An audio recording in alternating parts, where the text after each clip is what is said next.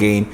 Thank you so much for always joining in and for watching the videos. I really hope that they are helpful for you and they're helpful for your business. Please don't forget to leave me a comment in the comment section. Let me know your thoughts with some of the things that we share. Let me know how helpful these things are for you. And please don't forget to hit the like button and then subscribe if you haven't subscribed already, right? Now, today we're continuing a teaching that we started on mental models that really disrupt people in business and doesn't help them achieve the goals and the objectives that they desire in their specific businesses. We started out talking about perhaps one of the mental models that I think is probably one of the most destructive is the fact that people just think small, right? And if you haven't seen that video, you really need to watch it. Go to our YouTube page, you can see that video there, right? But today we want to really talk about another mental model or another mental frame, another way of thinking that entrepreneurs have that restricts their ability to grow, that restrict their ability to achieve the kind of results that they desire in their respective businesses, right?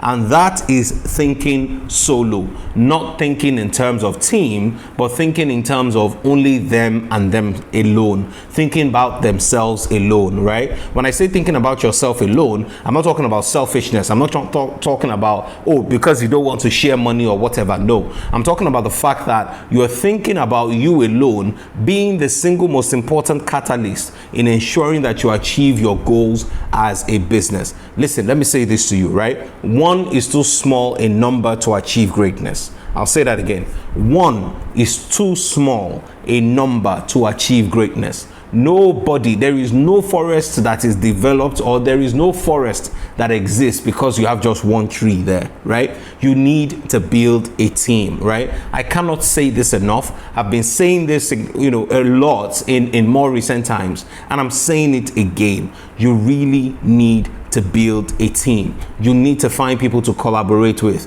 Now, collaboration does not mean involving everybody as equity partners, but it does mean that you are leveraging what other people have to achieve results in the things that you are doing. One of the biggest phenomenon in these days, right, that people are experiencing, especially in third world countries, certainly in my country, is what we call brain drain, right? People are leaving in droves. People are relocating to other parts of the world. People are relocating to Canada, relocating to the UK, and doing all sorts of things, right? For better, for better opportunities and for all those types of things, right? So it is very important. It is very important that you understand that, look, you cannot do these things alone, right? The people that are leaving creates a very big gap in skills, in talents, across multiple levels, and we need to find a way to fill that gap, and we need to find a way to meet the talent needs that we have in our respective organizations. So what I'm sharing with you is super duper important. Stop thinking solo, right? I know I can hear what some of you are saying or are thinking already, right? I know you're thinking, look, I trusted someone and things didn't work out. I know you're thinking that myself and somebody were supposed to do a partnership, but the person relocated. I know that you are thinking that I've tried it before and it didn't work, and all those types of things. Listen, I hear you, but please hear me, right? I don't know anyone who desires to get married and stops in that desire just because they broke up with one or two boyfriends or one or two girlfriends, right? You see people where they break up with people, but they still go ahead and get married. Why? Because they understand that the fact that they may have made a mistake in a particular relationship decision does not make the entity and the institution of marriage wrong. So in the same way, the fact that you've had wrong partners in the past, the fact that you haven't had consistent partners in the past, does not mean there are no good partners, and does not discredit the importance of partnership in and of itself. So it's very important. As I speak to you, as I'm doing this video, right, I'm also engaged in partnerships with a couple of people, right? across different levels in several types of businesses, right? Because I understand the importance, okay? And in some cases, they were the ones, I mean, I was looking for an opportunity to partner with someone. They were also looking for one, and somebody introduced us, and things picked up from there, okay? But everybody understood that, look, we need to get a partner. So why is it that thinking solo is destructive for your business? Why is it that thinking solo and thinking yourself alone is destructive for your business? Number one, all you need is not all with you. All you need is not all with you. You will always need resources from other people. In fact, the reality is that if you want to grow and you want to scale whatever it is that you are doing, you need other people. Everything you need to grow and scale does not reside with you alone. I'll say that again. Everything you need to grow and to scale does not reside with you alone.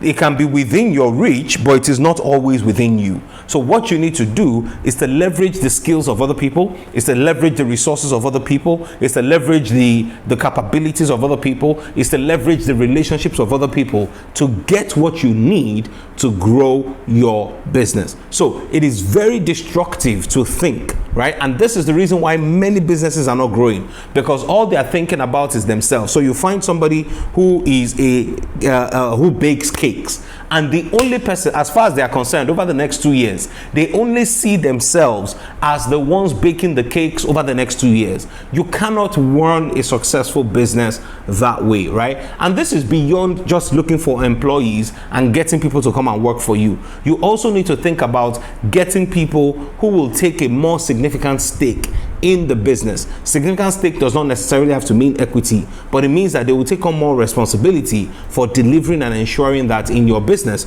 you are able to deliver on your goals, right? Number two syndrome, right? Why thinking solo is destructive is you see people who say things like, I got here by myself, and if I could do everything that I've done to date by myself, why do I need any partner? Listen to me. What got you here will not get you there. The reason you are struggling today, could it be because you have this mindset that, look, I hustle these things by myself, why can't I hustle it till the end? The reason why is because things have gotten beyond your personal hustle alone. Things have grown beyond your personal hustle alone. You need to get the effort of other people to grow what it is that you are doing, right? The good book says it this way, that one will chase 1,000, two will put 10,000 to flight. It didn't say that one will chase 1,000 and two will chase 2,000. No, because there is an exponential power that comes when 2 or 3 people come together that multiplies their efforts in ensuring that they are able to deliver results. So I got here by myself does not mean you will get there by yourself. I'll say that again. I got here by myself does not mean that you will get there by yourself. You will need the help and the collaboration of other people, right? One of the biggest places that this shows up itself is in politics, right? You find that someone is a very good candidate, but if they don't have the necessary structure and the necessary network and support that helps that person to win an election, they can be as good as they want to be, but it takes more than being an individual person. It takes a team. So, and some of our politicians are doing that, right? In the country where I'm from, we're in an election season, and so what happens is that people are doing all sorts, collaborating here and there to make sure that they're able to make the presidency in the year 2023. All right. Some people are deploying the resources of youth. Some people are deploying the resources of old-time structures. Whatever it is that you deploy, the reality is this: you cannot get there alone, and you need a team. Whether you use young people, you use older people, doesn't really matter. The question is this: what are you doing to get to your goal, right? Number 3, right? Why do people think solo? Is because they think the size of the pie is not big enough. The size of the pie is not big enough. They say, how big is this business? Why do we need so many people? Why do I need to get a partner? How much are we making, right? Listen, the reason you get a partner is to grow the amounts that you are making. And again, because of the reason I gave earlier, right? It's not because you can make arithmetic progression, but because you can make geometric progression. What that means is that instead of, if you were baking 1 cake a month before as an individual, When you are 2, the chances are that you'll be able to do 3, 4, 5, 7 cakes in a month. Why? Because that person will come and free up certain things, give you an opportunity to do a lot more and be a lot more productive than you would have been before. So if the size of the cake is not big enough, if the size of the pie is not big enough, that is proof as to why you need somebody, so that 2 of you can join hands together, join heads together, and make this thing much bigger than you ever thought that it could be. And let me say this as well. If you, whoever it is that you're collaborating with, is the size of what you're doing is not growing, then you have the wrong collaborator. Whoever it is that you are collaborating with, if the size of what you are doing together is not growing, then you have the wrong collaborator. You do not bring on board a collaborator or a partner to eat what you already have killed. You bring on board a partner to eat new things that you have not done yet. All right, this, what I'm saying to you, is extremely crucial. Do not bring on board a partner and say that, look, I'm already making 20 million, right? Come and help me manage the 20 million I'm making. No. You don't need that. When you bring on board a partner, you want to make sure that you're making 50 million, 60 million, 70 million, that type of thing. All right, so do not bring on board someone just to eat what is currently available. Right? And the fourth thing I'll say to you is this, right? Many people erroneously think that if you are a leader, then it must be lonely at the top. Listen to me. My philosophy is that if it's lonely at the top, then you didn't go with the right people all the way, right? If it's lonely at the top, it's because you didn't go with the right people all the way to the top, right? So do not give yourself the myth or the lie that, because I'm a leader, because I'm an entrepreneur, I have to be solo, I have to be all of that. Listen, it doesn't always have to be that way. Some of the best leaders in the world are some of the friendliest people that I know, and there are some of the people that know people the most and have some of the best relationships. So when they say it's lonely at the top, I understand what they are saying, but in another sense, I don't agree, with the way that people look at that. So how do you be a better person at collaborating, right? How do you be a better person at collaborating? I'm just going to share with you 2 things, and then we'll close today and pick up on something else next time. The first one is this: ask yourself a question: who can I collaborate with here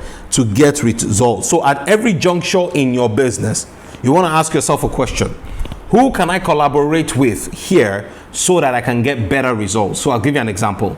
Let's assume that you want to meet up with customer order.